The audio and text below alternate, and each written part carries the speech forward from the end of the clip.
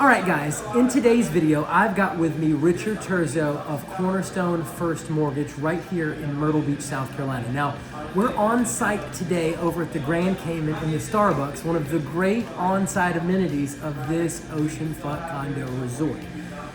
Now, guys, we're gonna hop into all things seller financing straight away. So what is seller financing and how does it work in Myrtle Beach Oceanfront condos? Well, very simply put, seller financing is a transaction where the seller acts as the lender. Instead of the buyer securing a traditional mortgage from a bank, they make payments directly to the seller themselves over an agreed upon term. Now, the agreement typically includes a promissory note outlining the loan's terms, including the interest rate, repayment schedule, and consequences of default. Now, Richard Terzo, there are lots and lots, and there are lots and lots of reasons why it would not be wise to do seller financing. Let's just be honest, Yep. You're here as the bank offering another alternative, which Might be a little biased. yeah. We want to talk through those points now. Okay, so why would it not be wise for somebody to do a seller financing deal on an oceanfront condo? Okay, well, excellent question. There are a few key points that we probably need to discuss that really differentiate between seller financing and getting a traditional mortgage. One of the most important and obvious ones would be the interest rates. In most cases, going traditional financing, you're going to have better options, more options to where you're going to have more flexibility. You're going to get just a better offer and better interest rates. When you're dealing with seller and seller financing, the seller is not in the business, probably doesn't have a lot of capital to put out there, and they're going to want a bigger return for their money. It's a bigger risk for them. So in most cases, a seller is going to require a much higher interest rate than a traditional bank would. So let's kind of put that in terms of oceanfront condos. I've got investors wanting seller financing deals. Mm-hmm. What kind of interest rate do you think somebody would see typically on a seller financing deal on an oceanfront condo? Okay. Are we talking like 10%? I would say at a minimum. It's up to the seller to really set those rates. So your rates could be 10, 12, 15, just depending on what that seller is going to require to put that money out there. Wow, that's a pretty, now compared to your rate, you're talking about what, 8.25? It depends on the type of situation, the program that we're going in. A lot of times with these condo hotels, I've got programs that right now are going down into the sevens. Nice, into the sevens. And now you also do have a 15% down program on oceanfront condos, right? I do. Yeah, I know you do, which is a huge kicker, and we're going to get into that a little bit later. So all of you guys looking to do seller financing, hold tight because we're going to tease there, huh? Yeah, we're going to show you how working with the bank can be advantageous for you. All right, so lower interest rates definitely. Okay. Now, what other reasons are there? Why else would an oceanfront condo investor want to go with a bank as opposed to doing seller financing? Okay. The second thing that I can think of off the top of my head would be the length of the loan and the loan payments. Most of the time with seller financing, they are not going to carry a 30-year mortgage. They don't want that debt hanging out there. So usually it's a short term, something, 3 to 5 years. Yeah. 3 to 5 years. Generally, I will tell you, I see 3 to 5 years in oceanfront condos. Mm-hmm. A seller is not going to finance something longer than 5 years generally. Yeah, exactly. But most of the time, they are investors too. They want to get their money back and go ahead and move on to the next project. Yep. So they're going to set it up with a balloon payment at the end of that, where at that point either you're going to end up having to sell the property, or you're going to end up having to get financing from a traditional lender anyway, and it could be more difficult at that time. So you don't know what 3 years is going to bring. You might want to get ahead of it and keep your options open, going ahead and paying for the traditional financing up front. Yeah, Take advantage of it. Like I said, if you're going to get better interest rates, lower payments, and spread it out over 30 years, then why not go ahead and get it done up front instead of having to do it twice? Absolutely. Now, how is seller financing different from traditional mortgages? In seller financing, the seller provides the loan rather than a bank or financial institution. Now, this can eliminate the lengthy approval process, which can be very, very attractive to some investors.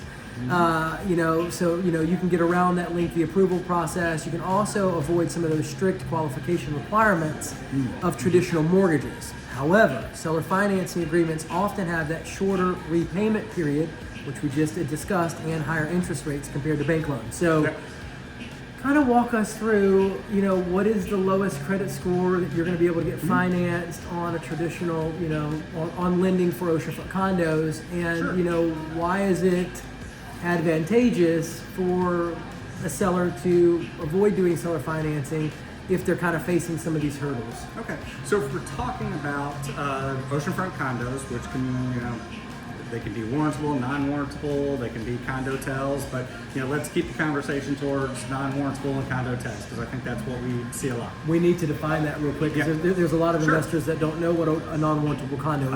Okay. So with warrantable condos, that means the property is eligible for Fannie Mae, Freddie Mac financing. Which is cheaper, more conventional type Not financing. necessarily. My non-QM products a lot of times will beat Fannie Mae, Freddie Mac products. Oh, get out. And they'll make the process a lot easier, but we'll get into that also. Honestly, like I said, I think... a warrantable versus a non-warrantable. Yeah. What is a warrantable condo? So again, warrantable condo meets all the criteria that Fannie Mae and Freddie Mac set forth for condos and for properties to be eligible. So it's probably easier to let's talk about the things that disqualify them rather than all the things that do qualify. Okay. So if they don't qualify for Fannie Mae and Freddie Mac financing, then they're considered non-warrantable. Those can be anything from the amount of investors in a building, the amount of properties still controlled by one entity. So if one person owns 10% of the units, developer, a lot of times with that. Same thing, new construction. If some of them aren't sold yet, typically you have to have at least 90% of them that have already, moved title into the buyer's hands. So if it's a new development, that might not have happened yet. Things like litigation. Litigation is one of the biggest things that we run into. But there's even smaller things such as budget reserves. If they don't have enough. Yeah. Well, it's a percentage that they look for that. Typically, every condo's got to set aside 10% every year of their budget to go into reserves. Yeah. And I've had ones be $400 short and not qualify for Fannie. Can't get approved. Yeah. And so, let's just backtrack real quick. So, what kind of lawsuits are you saying? Like the HOA is suing? Suing what? How does that pan out? Well, there's a couple different ways that we see this happen on a regular basis. One of the more common ones is if the HOA is suing the previous developer or builder over defects, structurally. And, we get things from poor flashing to water leaks, window damage, things that Fannie Mae and Freddie Mac are going to want to see repaired prior to writing a loan. Yeah, writing a loan on it. They want to make sure the property is sound before they back somebody getting into that property, which is understandable. Yeah, absolutely. So let's hone in on a Fannie Mae, a Freddie Mae. What are we looking at rate and down payment wise, which is a warrantable condo compared to a non-warrantable condo? So if it's that's what our investors want to know. Yeah. So if it's an investment property on a warrantable condo, you're probably looking at least 20% down. Okay. On a non-warrantable? On non-warrantable, we've got programs that we can go down as little as 15% down. And upwards of what, 25%? As much as anybody wants to put in. Of course. Yeah. 25% really becomes the norm that you see out there. Most investors are going to want 25%. It's going to open up a lot of different options for an investor where we can really start shopping different investors, different programs. So 25% is a great place to be. But if somebody doesn't have that 25%, there are options out there for them. Sweet. So warrantable and non-warrantable condos, guys. Your oceanfront condos are generally, for the most part, going to be non-warrantable condos. And there's a little bit of different regulation that goes into the loans that are written on those, and it's a different loan type altogether. Yep. It gets a little bit more complex than that, actually. And so, actually with non-warrantable condos, we can do 20% down if they're just non-warrantable. What we run into is a specific type of non-warrantable condos called condo hotels. Okay. Or condo hotels. Hotel conversions. Yes. Yeah. Well, they're not necessarily even conversions. That's a whole nother subsect. It gets even more complicated. But for all these a simple way to say it is, these are oceanfront condos are hotels that have been converted into condominiums. Well, they're a lot of the time. They're properties that look and feel and function like a hotel, but the units are owned by individual investors. So they've got a front desk. You can call in and talk to somebody there. Sometimes they don't, but yes. Yeah. Front desk, amenities, restaurants, pools, that type of thing. Yep. Typically, one of the big things to look for is if the word hotel, motel, resort is in the title, or if you can Google them and find hotel ratings like on TripAdvisor or something, then you're going to be dealing with a condotel. Yep, and a condotel is a non-warrantable condo, and sometimes, not always, carries a higher down payment and a higher interest rate when compared to a warrantable condo that might have a lower interest rate and a lower down payment. Well, non-warrantables, I would say 20% comfortably. Condotels, 25% down would kind of be where you need to be. But again, we do have options where we can put less down. 15%? Yeah, and I can if you qualify. And I can explain why that is because when you're dealing in the non-QM world, you're dealing with individual investors that set their own guidelines and rules on who they want to lend to. Come on. So, if you have a particular bank that is willing to take a higher risk on those properties and have a less down payment, then they're not backed by Fannie Mae, Freddie Mac. There's nobody telling them what to do. Set their own rules. It's their own money. They, if I wanted to loan you $10, nobody can tell me what the guidelines has to be. So they can set their own rules. So that's why you're going to see a lot of variance when it comes to guidelines, types of properties, everything. You may have a lender that will do 15% down, but require the property to have 800 square feet. Whereas you might have another lender that requires 25% down, but will go down to 400 square feet. Yeah, now you also bring up a very good point that comes to mind. And this is, whether you're doing seller financing or you're talking to Terzo here and he's going to get you a loan, using someone else's money on an investment is always going to get you a higher internal rate of a return or yield, on your investment. Anytime that and so viewing that seller financer or the bank as a partner in the deal is a healthy way to view it, which is why they also want you to jump through so many hurdles, because they're your partner. They want to see a certain amount of documentation, they want to see stats, they want to see numbers. It's just like going into business with somebody. That lender is your partner on this deal in this investment. So I don't know about you, but if I'm handing somebody $300,000, $400,000, $100,000, I'm going to want to see a certain credit score, trustworthiness. They're going to have to jump through some hoops if they're going to want to be in business with me on this investment. Now, again, coming out of pocket with less money, only that down payment, as opposed to putting all that cash up front, it's a whole lot less risk on your part, and again, it gives you a higher yield, a higher return on investment. Now, which is another advantage from seller financing versus traditional financing. The banks have deeper pockets than most of your sellers out there. Yeah. So with traditional financing, we're able to provide larger loan amounts. So whereas a seller might do seller financing for $100,000, if we've got a $500,000-$600,000 property, we're looking at traditional financing. We're good. We can go up to $2 million, or in some products $3 million. Nice. Financing. Exactly. So if you're looking to finance these larger luxury oceanfront condos, there you go. Now, what are the key terms and conditions typically involved in a seller financing agreement? So I just want to cover real quick, briefly, some of the key terms that should be in any seller financing deal. That way, that if you're working with your agent and these terms aren't presented to you by your attorney or your agent or the people involved, they should raise a red flag to you. Hey, something's missing here. So you always want there to be a purchase price, and that's going to be the agreed upon sell price of the property. If that's not in your documentation, that's a red flag. Down payment, the upfront amount the buyer pays the seller.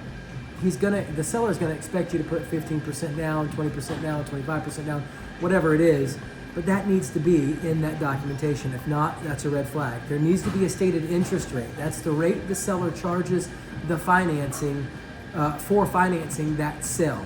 If there's not a specified interest rate, that's a red flag. Run from that deal. If there's a repayment term, there needs to be a repayment term. That's the length of time the buyer has to pay off the loan. It could be 3 years plus a massive, it could be 5 years, it could be 10 years or 15 years. Again, that seller financing is generally going to be, in my experience and my know-how, it's going to be a smaller loan amount, or a smaller length of term. But when you're dealing with the bank, they can give you, 20, 25, 30 years. You also want to watch out for a balloon payment. Now, this is going to come down to the type of loan that you have, whether you've got a fixed rate loan or an ARM or, anyways, and Terzo can elaborate on that later. But a balloon payment is a large final payment due at the end of the term if applicable. Again, it's going to depend on what the seller financing or the bank loan agrees to put in your deal. And then finally, and this is a big one, guys, and this is something that you've got to watch out for, is default consequences. If you're working through a seller financing deal and there are no default consequences mentioned, that would be a huge red flag for me. Default consequences are the actions that the seller can take if the buyer fails to meet the terms, such as foreclosure or repossession. And this kind of parlays into one of the reasons why it could be unwise to do a seller financing deal is gross one-sidedness on the seller's part. Yes. Kind of talk to them about that. Well, when you're dealing with a seller and the seller gets to set the terms, a lot of times the investors are not as educated perhaps in real estate law, and they don't know what to look for, and so sometimes the terms also, they can be lopsided. You might not get the protections that you would by, using calling a lender. Calling a lender, having typical contracts, and having an underwriter that's going to review, everything from your actual real estate contract to the terms of your loan to make sure not only are they protected, but that you're protected as well. And and also we're going to make sure there's a real estate attorney involved that's going to review it and that's going to look out for your draft everything. Interest. So not something written on the back of a napkin. Exactly. Yeah. So I've seen several instances where what happens. I'll tell you. What happens is people get seller financing, and then I get a phone call. A year or two down the road. No. Here's my situation. Here's the problem I ran into. Give us a story. I've had people who have been making payments under seller financing for years, and then found out they get foreclosure papers that the seller actually had a mortgage on the property and just quit paying the mortgage, and now the property they thought they were buying from the seller was actually getting foreclosed on by the seller's bank, and they were just basically out of luck. They've lost all their money. Let's kind of unpack that just a little bit. Yeah. You've done a seller financing deal. Mm-hmm. You've been paying on it for 3 years. Yep. The seller got into financial trouble and hasn't been paying the payment that he's got on it. They've just been pocketing the monthly payment you're giving them. And all of a sudden the property gets foreclosed, and you have that is not the position that you want to find yourself in. No, not at all. And it is preventable, but unfortunately it's one of those situations where somebody got into an agreement that it wasn't all spelled out the way it should be. Default consequences. They got taken advantage of, unfortunately. God forbid. Yeah. And that's horrible. And so this video is to stop you from ever ending up there. So we want you to be well educated on seller financing. So keep watching, because we're about to dive into the juicy topics. Now, what are the advantages of seller financing for buyers, especially out-of-state investors? Now, there are a few advantages I want to go through. Flexible terms. Yes, you can get some flexible terms when doing seller financing that a private investor might be a little bit more rigid on. Flexible terms like buyers and sellers can negotiate terms that work for both parties. Now that needs to happen in conjunction with your agent. You definitely want a broker helping you on this deal, but you also need to have a South Carolina state licensed attorney handling and drafting all of this on both sides. Now, faster transactions, that's another advantage. No waiting for bank approvals, which is beneficial for time-sensitive deals. If you're in a hurry and you want to get this deal done fast, a seller financing deal could close really, really quick if you find the right attorney that's going to give it the right amount of time. Easier qualification, for sure. Ideal for buyers who may not meet strict lending requirements. Like you might not have to give that 640 credit score. If you got a 600 and the seller's comfortable with it, they might let you do it. Go ahead. No, I'm just, okay, if you're a seller and somebody's got a 600 credit score, are you not going to require more money down? Are you not going to require a higher interest rate? I would think that you would. So they're not doing anything necessarily the bank wouldn't do. That's a good point. You're savvy sellers, for sure. If you got into business with me, I'm gonna put you through the ringer. I know we're talking about sellers taking advantage of the buyers, but I guess if you're a savvy investor that can take advantage of a seller, it goes both ways. It does go both ways. Now, one of the other advantages is lower closing costs. Often fewer fees than traditional financing, and that's a big one. Sometimes you'll have that 20% down. Of a recent deal that I was looking at, there was 20% down on a $205,000 purchase price, and that comes up to about $41,000, I think. And then, with additional financing terms, we're talking about coming out of pocket with as much as $57,000. I'm going to dispute that one a little bit too for you here. Okay. So if you look at financing deal with us versus seller financing, is the buyer not going to want to get an appraisal? For sure. I wouldn't buy a property that doesn't appraise. You'd want an appraisal, right? Are you not going to want title work done to make sure you're getting a clean marketable title? You better believe so you it. still got to pay an attorney, right? Yep. You still got to pay all the same taxes and insurance you would from using a bank, right? Yep. Okay. Outside of those fees, the only thing that we would charge is $1,895 origination fee. Come on. And we're getting much better interest rates than seller what financing. we would get from seller financing. Yep. And possibly a cheaper down payment if they qualify. Possibly. So really, now I will say, let's hear it. Our bank's a little different. Most lenders around in the area actually do not do these condo tel and non-warrantable price. I'll tell you they do, but they actually broker them out.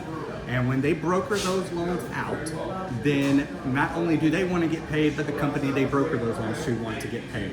And most of the time, those lenders are hitting you with an additional 2.5% to 3% fees. So if we're talking a $300,000 loan, easily we're talking $8,000-9,000 in additional fees. Okay, I can completely understand that. For sure.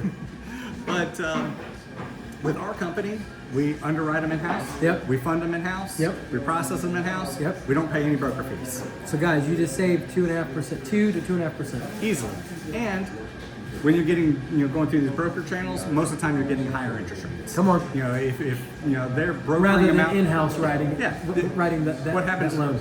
They're charging you 2.5% to 3% to broker it. The broker's charging a higher interest rate so that they can get paid because they want to get paid on their end too. And a lot of times you're going to get hit with discount points. It's not uncommon to see at least 1% in discount points.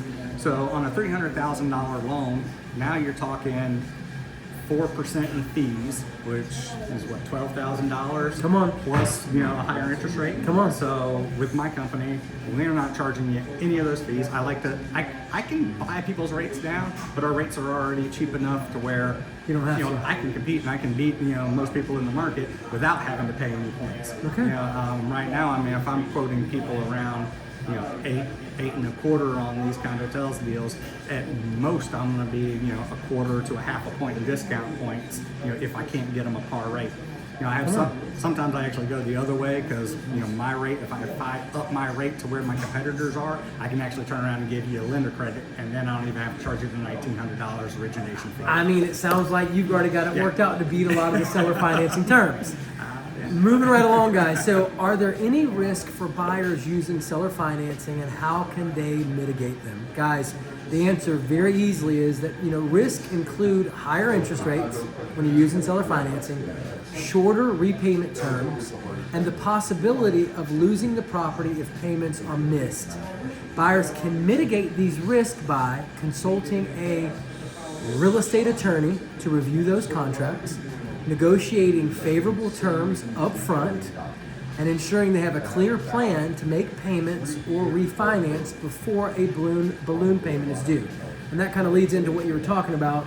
Do you really want to do seller financing when you're just going to have to refinance it or finance it anyways with a lender anyways? Now, why would a seller choose to offer financing instead of a cash sale or traditional mortgage?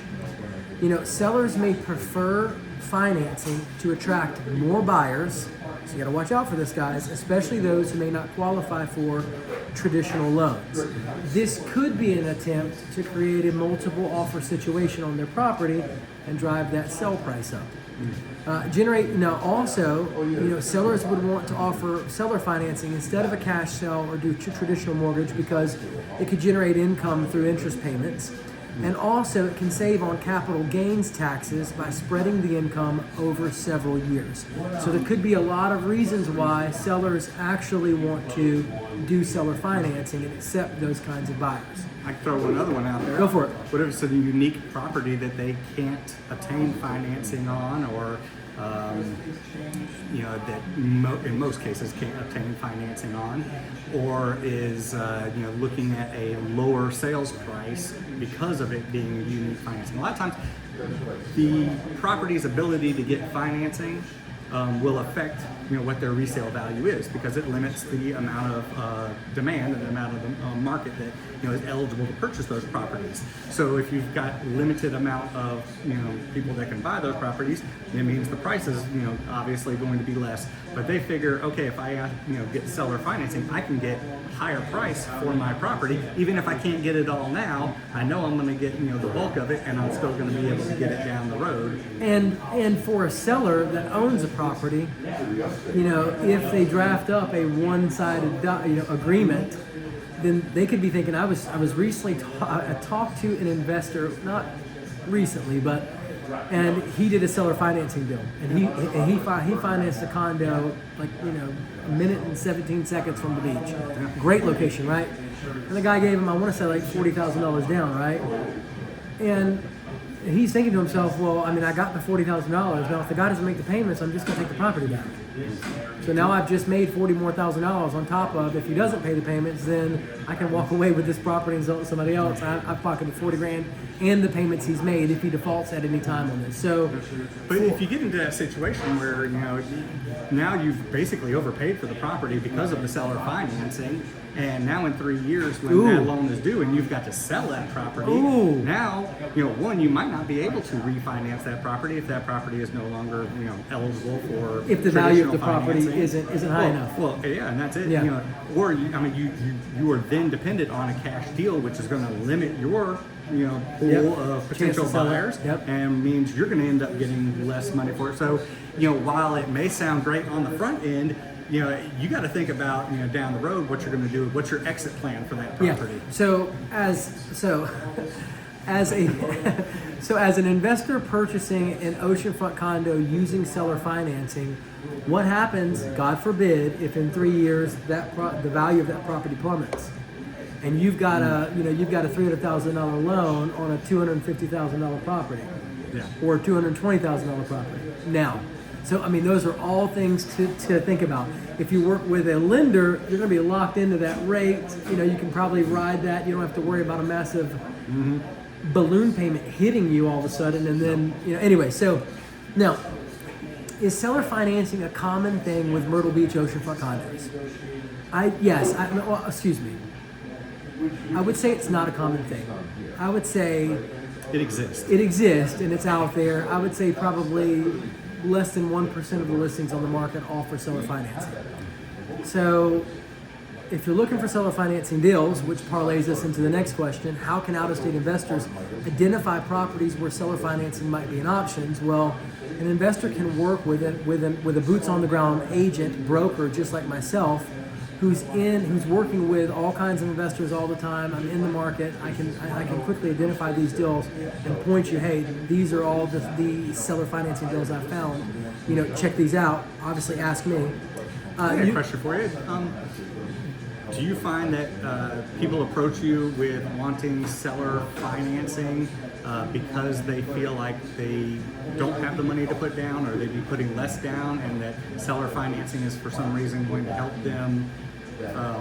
My gut tells me that yes. Okay, so recently I was approached by a client who did buy an oceanfront condo over at the Caribbean Resort, a nice 3-bedroom, 2-bathroom. He ended up using a lender, but he was asking about seller financing deals. I think that seller financing deals are trending right now.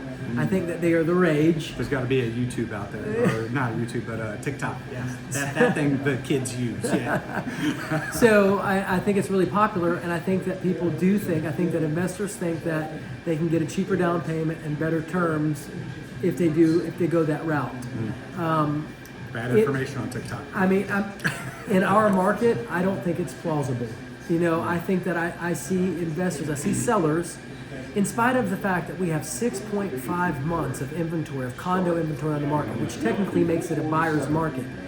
Prices are still holding in oceanfront condos. Sellers are going, if you don't pay me what I want, I'm making a profit with my investment every year. It rents out. I've got 20 to 22 million tourists coming and renting my condo. I don't have to sell it. It's making me money. So if you don't pay me what I want, I'm not going to sell it to you. And they kind of know that they're in a great spot because our market over the last 3 years has been the fastest growing market out of the 150 most populated markets in the entire U.S. We had over 90,600 people move here last year. What's happening is baby boomers are retiring at a rate of 10,000 per day, and they're moving to the beach. They're moving to Myrtle Beach in Florida. Myrtle Beach happens to be a more affordable place than Florida. You can buy properties and investments here a lot cheaper than you can in Florida. So if you've got a cheaper purchase price and the oceanfront condo investments are making the same return, then what investor wouldn't buy in our market? So it's kind of positioned our market as that sweet spot on the East Coast that you can find a really great deal and make a really great annual profit on your oceanfront condo. So sellers know this because they're the investors that were just like you, wanting to purchase the property and looking for a good deal. They bought here and they know what they've got. They realize the value of it.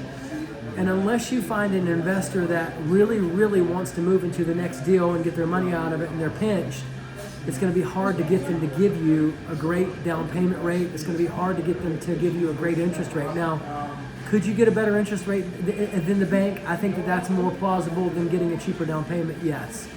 At the same token, I would encourage you to shop Richard Terzo against your seller financing deal to see if he can beat those terms and give you a more favorable deal. Now, I've just said a mouthful. Yes. No. So how can out-of-state investors identify properties where seller financing might be an option? Well, you can work with a local agent. You got a broker right here who's in our MLS all the time looking at deals. I can cherry pick those seller financing listings out for you and send those over to you. Search for, you can obviously search for listings explicitly mentioning seller financing is available. And then you can approach sellers of properties that have been on the market for a long time and say, hey, will you consider a seller financing deal? I recently had an agent reach out to me on a listing that we've had on the market for a while and say, hey, is seller financing open to this property? The seller was like, I reached out to my seller, yeah, I'm open to it, let's see the terms. It's a very, very plausible way to do it. So look for those listings that have been on the market for many days. I would say, in our current market, I would say that you need to find properties on the market over 120 days. Easy. Now, what types of seller in Myrtle Beach are more likely to offer financing? What types of sellers in Myrtle Beach are more likely to offer financing? Basically, the likely candidates are going to be retired owners looking for consistent income. People that are not trying to look for that next deal or move their money into another investment. They're beyond that acquisition phase of their life, and they are looking to bolster their retirement income and they're going, this could be a good situation for us. And then sellers with properties that are difficult to finance conventionally. These could be those unique properties that Terzo mentioned where, you know, it's going to be hard to get financing on. Those are the people that you want to find. And then Terzo, do you have any oceanfront condos that kind of come to mind that are those unique properties that are hard to get financing on? I mean, I've got one. Yeah. One would be, you know, over at the Sea Mist, or you know, basically any oceanfront condo that's less than 400 square feet and under $100,000. I'll tell you another one that we run into a lot here at the beach. We have a lot of old hotels from the 50s and 60s that have been converted over into like little condos. Some of them aren't even condotels anymore; they're full condos, but they're, you know, older, small, little, you know, usually efficiencies, or you know, there's a lot of issues that we can run into on some of those older hotel conversions that people don't realize. Yeah, and so it's popular around here. Okay. So, Okay. All right, and then finally, guys, you want to find investors looking to offload properties while generating passive income through interest. Now, let's talk through some of the legal and financial considerations. Are there specific laws or regulations in South Carolina that affect seller financing agreements? Now, I'm going to throw something out at you, Terzo. You know, the answer is yes. South Carolina has specific rules regarding seller financing, include compliance with Dodd-Frank regulations for residential properties. Are you familiar with any of those? Yeah, somewhat. Yeah, Dodd-Frank affects everything. Now, I don't know if anybody's not familiar with Dodd-Frank, but I'm going to defer to a real estate attorney. Yep, there we go. I don't blame you. I'm just about to get to that. I'm not an attorney or an accountant. I will not answer those questions. Okay, so, you know, sellers may need to meet certain qualifications or involve a licensed mortgage originator. I didn't realize that. So on seller financing deals, you can involve a licensed mortgage, and that might be something that's advantageous for you to kind of bring a little bit of accountability to things and a little structure into the financing arrangement. I have never been approached for that, and I don't know how that would work. Legally, I can only represent one company to originate loans for. So I'm not sure exactly how that would work legally. Okay. Well, all in all, we're going to advise you to talk to a South Carolina state attorney and or a CPA in our market that specializes in these type transactions, in seller financing deals. Now, you can always pick my brain. I don't mind somebody calling me and having questions, and I've had people send me their loan estimates, and I've reviewed them, and if somebody's got a better deal than me, then you've done me a favor by sending me their loan estimate, because now I'm educated in it and I know what I have to do to get better. So it's never any hard feelings on me reviewing that, and I'll tell you if I get a better deal somewhere, because at the end of the day, it's all black and white. It's on paper. People can juggle it around all they want. So, and then of course reach out to me. I have no problem sending an email and introducing you to a South Carolina state attorney or a CPA, getting those questions answered for you. Now, how does seller financing impact the taxes for buyers and sellers in Myrtle Beach? And I really, really like this answer. I feel like this is very, very important. For buyers, property taxes and interest payments may be deductible. For sellers, income from the loan is taxable but can be spread over time, potentially lowering their annual tax burden. Again, these are questions that you're going to want to make sure you speak to your CPA about. Now, what happens if a buyer defaults on a seller financing agreement? The seller can take legal action to foreclose on the property or repossess it. Depending on the contract terms, buyers should understand default clauses and work to avoid missed payments. Absolutely. You don't want to miss any payments. You need to make sure you thoroughly go over this with your attorney and make sure you completely understand how that works. Now, let's kind of move on to structuring the deal. How are interest rates and payment terms typically negotiated in a seller financing arrangement? Well, interest rates are often higher than traditional loans, but can be negotiated based on the buyer's down payment and credit worthiness. essentially it's the same thing that you're going to go through doing traditional financing. Now, payment terms typically range from 3 to 10 years with flexibility depending on the seller's goals. Got anything to add there? I will say that it may be possible to actually piggyback seller financing on top of traditional financing. Really? I don't know when it would be necessary, because what's going to happen is the bank is still going to require you to be able to qualify for the entire loan size. Is that what's called a wraparound mortgage? In a sense, yeah. I Okay. mean, it's basically you're having a first and a second lien on the property. Yeah. And so, if a bank will allow up to 75% loan to value, and you've got a 50% traditional loan, can you go out and get a 25% second as long as you stay under the 75% total that the bank requires? They're going to have to review it and get the docs to show what the payment is and such. And there's going to be other criteria that it's going to have to meet. But I'm not going to say it's not possible. Yeah. I'm going to say it's something I've never done, and I doubt that there's really a good use for it. Okay. But it could be done if somebody actually creative enough to come up with a good reason to do it. Yeah. I mean, I wouldn't know a reason for wanting to do a wraparound or a second lien, but yeah. I mean, I couldn't tell you offhand. For some reason, felt like they were going to pay it off really quick, or the lender could only loan up to a certain amount or something. I don't know. Now, talk me through I've had clients ask about financing the loan fees. Like, is that okay? So kind of walking through. I mean, basically with seller financing, they might talk a seller into doing financing of their loan fees and coming out of pocket with less cash. I mean, you're basically asking the seller to come out of pocket cash, for you to purchase their property. So probably not a favorable term. Probably not going to happen too much. Not in Myrtle Beach Oceanfront condos, at least. So typically on refinances, you can roll closing costs in if it's refinanced. Now, on these loans, every investor sets their own criteria. Some will allow it, some will not. Okay. So we have to make sure if that's something you want to do, that we match you up with the right investor. Where you hear this a lot on the purchase side is from those lenders that are brokering out deals. Okay. Because most of the investors will allow you to roll their upfront commission and their brokerage fees in. So that extra 2.5%, 3% that they're charging you, they can roll that money in. But they can't roll attorney's fees, appraisals, their prepaid taxes and insurance and all that. I don't know if we have 50 investors that we work with, and none of them will allow let you to roll your financing costs. Right. So you may be able to talk the seller into it. Highly doubt it though. And Terzo's not gonna.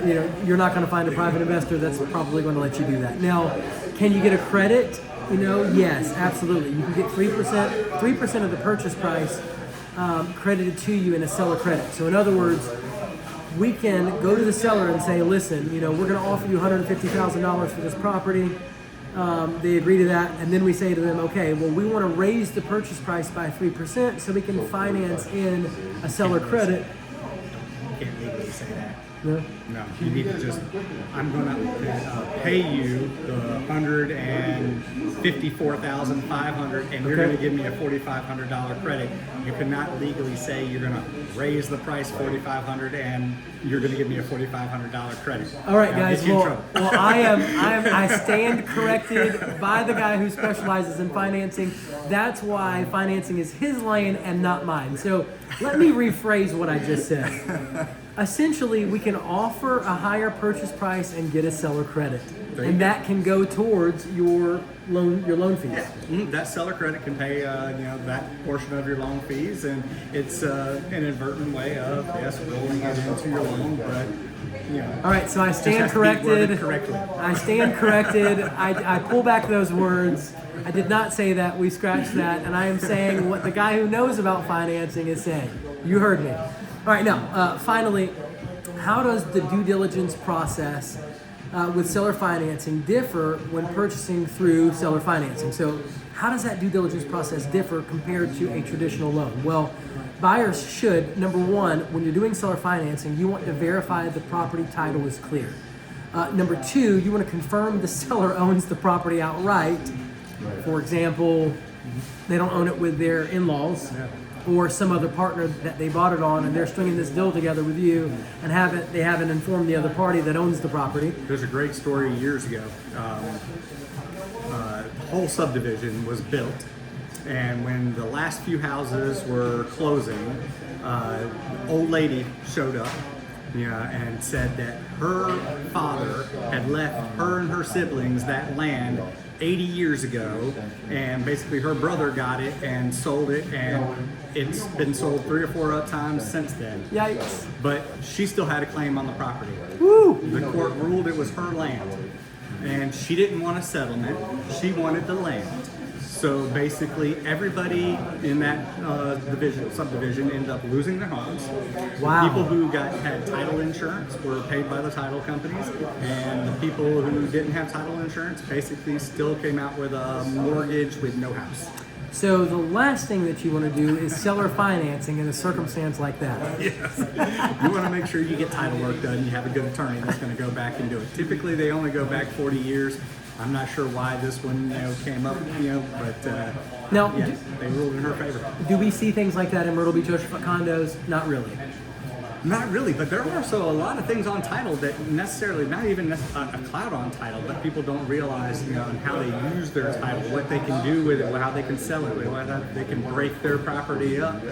A lot of that is actually written into the deed and was written in 50, 60 years ago by somebody who And that originally owned it. can be found in the master deed? Yeah, for the most part, but you'll want a good real estate attorney, because a lot of real estate attorneys miss it and don't understand, even look for it. But what are they missing? Name some specifics. I'll tell you what, we could do a video on that, and I'll have a good local real estate attorney that could tell you some fantastic stories. Oh, I could about Myrtle imagine. Beach. Oh, man. Yeah. All right, so how does the due diligence process differ when purchasing through seller financing? Verify that property title is clear, confirm the seller owns the property outright or has lender approval for financing, because if they've got that property financed, their lender has to say it's okay. And then review all terms with a real estate attorney. The buck is going to stop with your attorney, your closing attorney, especially in the state of South Carolina. Well, guys, that pretty much wraps up seller financing with Myrtle Beach Oceanfront condos. I'm Brandon Kunasek, right here at the Shorewise Wealth channel. This is Richard Terzo. Thank you for tuning in today, on site today at the Grand Cayman Resort in Myrtle Beach, South Carolina.